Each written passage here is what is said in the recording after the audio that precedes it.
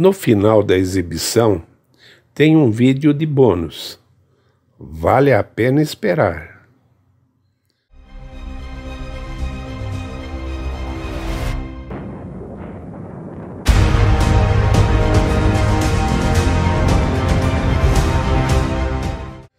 O que foi a crise constitucional de 1993 na Rússia?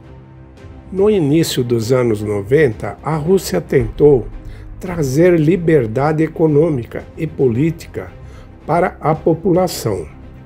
Mas décadas de atraso e incompetência deixaram suas cicatrizes. A herança infeliz do socialismo não estava presente apenas na deficiência industrial e agrícola, mas também na mentalidade dos políticos. E esse último se tornou um obstáculo ainda maior.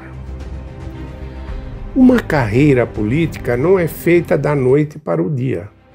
Por isso, a maioria esmagadora do parlamento era do antigo governo e tinha uma grande resistência a qualquer mudança, o que gerou um amargo confronto entre os poderes executivo e legislativo em 1991 e 1993. Nos primeiros anos após o colapso do Império Soviético, o país continuou a viver de acordo com a Constituição Soviética, adotada em 1978. Esse documento já não supria as novas necessidades nacionais. O primeiro conflito entre o presidente e o parlamento ocorreu em abril de 1992. O Congresso dos Deputados não aceitava os reformadores chefiados por Boris Yeltsin.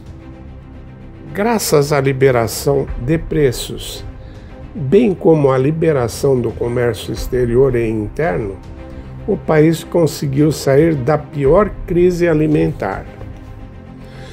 Mas a implementação dessas medidas destruiu o contrato social soviético, que previa a estabilidade dos preços ao consumidor. Essa desastrosa política de tabelamento de preços sempre gerou uma terrível crise de abastecimento.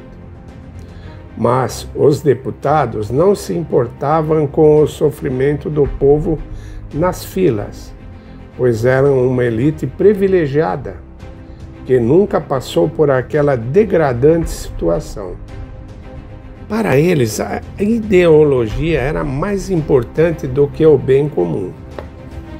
O gabinete de ministros e os parlamentares não quiseram assumir a responsabilidade pelas reformas. E, em um esforço para interromper o conflito, o Yeltsin trouxe para o gabinete pessoas que satisfizeram a maioria dos deputados.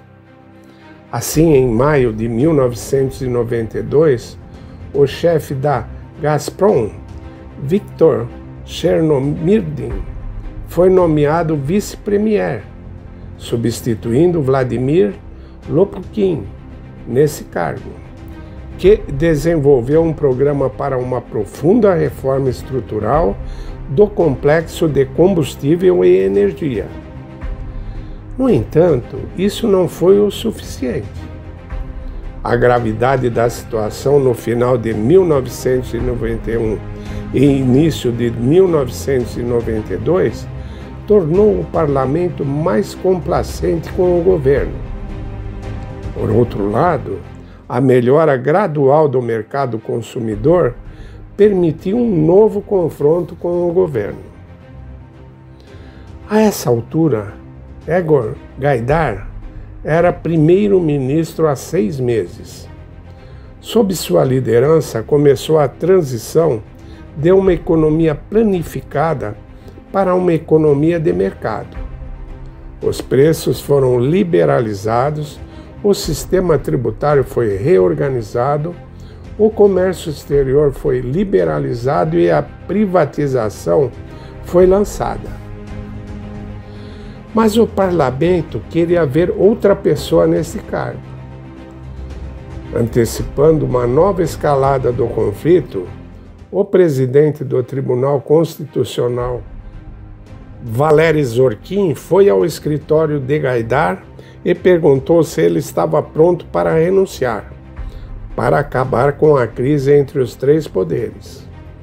O líder do gabinete de reforma concordou com esta proposta, mas apenas com a condição de que o acordo entre o presidente e o parlamento não fosse político, mas um compromisso razoável. As negociações resultaram em um acordo sobre a estabilização do sistema constitucional, concluído em 11 de dezembro de 1992 e aprovado pelo Congresso um dia depois. O documento ordenou a realização de um referendo em toda a Rússia sobre as principais disposições da Constituição em 11 de abril de 1993 e também a apresentação de vários candidatos ao cargo de primeiro-ministro. De fato, em 14 de dezembro de 1992, vários candidatos a primeiro-ministro se candidataram, um dos quais, Viktor Chernomyrdin, foi eleito e aprovado pelo parlamento. No entanto, o Congresso recusou-se a realizar um referendo pela estabilização da ordem constitucional. Somente após o fracasso da tentativa de impeachment de Yeltsin, o parlamento concordou com o referendo, que acabou levantando questões sobre o apoio ao presidente e a política socioeconômica do governo, bem como a necessidade de reeleições antecipadas do presidente e o parlamento. O resultado da votação realizada em 25 de abril surpreendeu totalmente os parlamentares. A maioria dos cidadãos, 58,7%, manifestou confiança no presidente e 49,5% recusou-se a reelegê-lo antes do previsto. 53% das pessoas apoiaram o curso das reformas de mercado e também 67,2% manifestou o desejo de realizar novas eleições de deputados. A renúncia do parlamento não ocorreu em grande parte porque uma decisão positiva sobre a reeleição do presidente e do Congresso exigia a maioria dos votos do número total de eleitores. Esse referendo revelou que o povo estava cansado das ideias ultrapassadas da maioria do parlamento e queriam mudanças.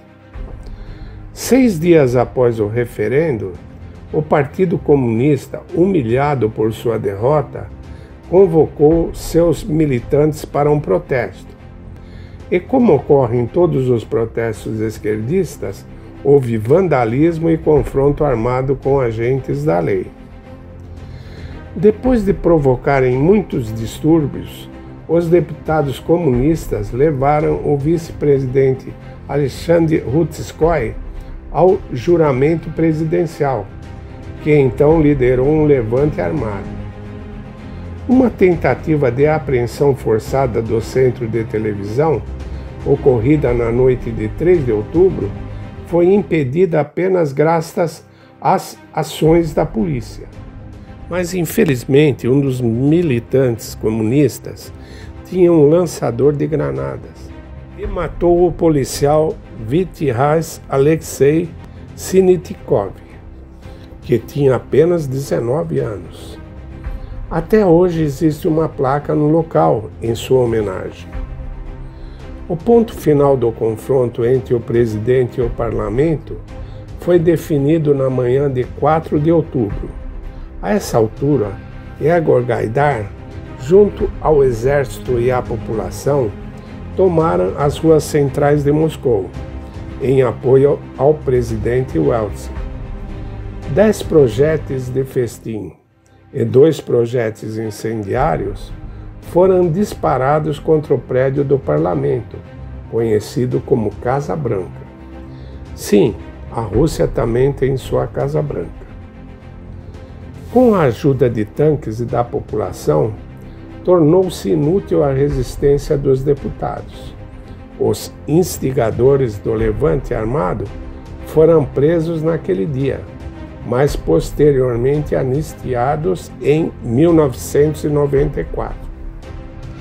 Infelizmente, mesmo com a derrota armada e no referendo, o parlamento continuava a ser formado, em grande maioria, por políticos do período soviético, que continuaram a fazer tudo para acabar com as reformas necessárias.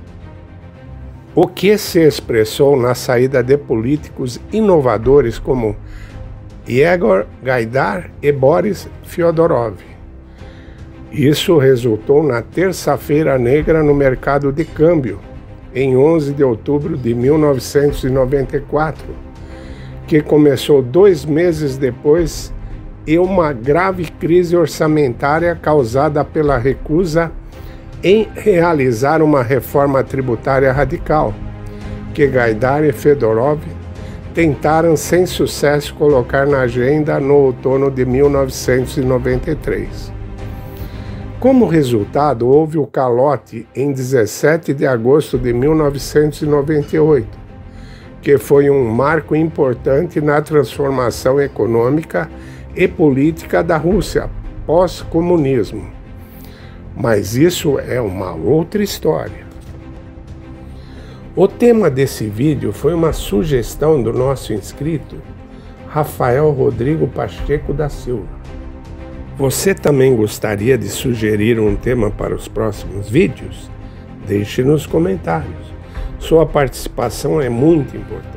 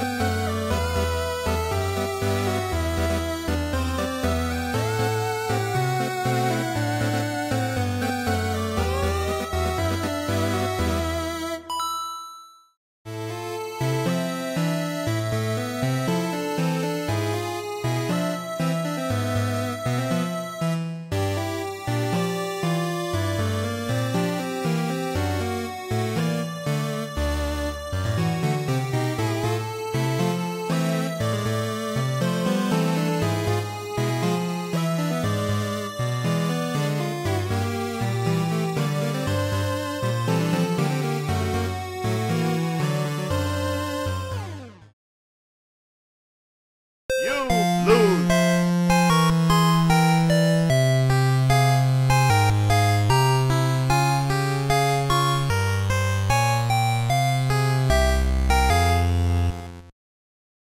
Quer saber mais sobre a Rússia Imperial? Inscreva-se em nosso canal e ative as notificações.